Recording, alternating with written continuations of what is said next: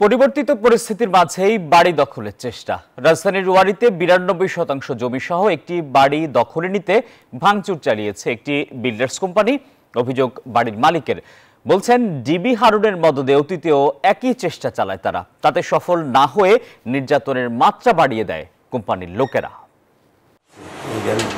Advocate Syed Azharul কবিরের ওয়ারীর এই বাড়িটিতে মঙ্গলবার চালানো হয় তাণ্ডব। অভিযোগ, মুসলিম বিল্ডার্সের মালিক আব্দুল্লাহ তার সহযোগী আজাদ সহ কয়েকশো লোক নিয়ে এই বাড়িটি দখলের চেষ্টা চালায়। নতুন ভবন নির্মাণে ডেভেলপারের সাথে চুক্তি হয় ২০১১ সালে। পরে ১৪ বছরেও কোনো কাজ না করে উল্টো জমি দখলেরই চেষ্টায় আছে তারা। 100% কপার কন্ডেন্সারে তৈরি ভিশন ফ্রিজ, তাই গুণে মানে অটুট থাকে বছরের পর বছর।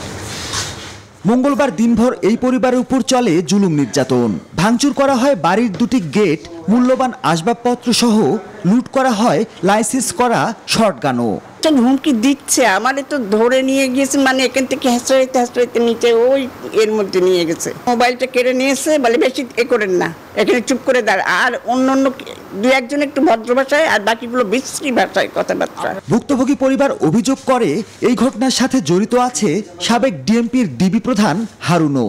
এ ঘটনায় চরম আতঙ্কে দিন পার করছে ভুক্তভোগী পরিবার। ডেভেলপ করার জন্য একটা মৌখিক চুক্তি হয়, পরবর্তী স্টেজে তাদের সাথে একটা বায়না চুক্তি হয় 11 সালে। সেই বায়না চুক্তির পরে তারা আর এখানে কোনো কাজ করে নাই, কিছু করে নাই। এই 24 সালে আইসা তারা হারুনের উপর ভর করে হারুনকে দিয়া আমার 7ই ডিসেম্বর রাত 1টার সময় একটা ছিনতাই মামলা দেখায় আমার ডিবি অফিসে অ্যারেস্ট করে। হারুন শাহ আমাদেরকে নিয়ে মানসিকভাবে অসম্ভব যন্ত্রণা টর্চার করে, বলে যে আপনি যদি আমার কথা না শোনেন, আপনার ছেলেকে আমরা উধাও করে ফেলব।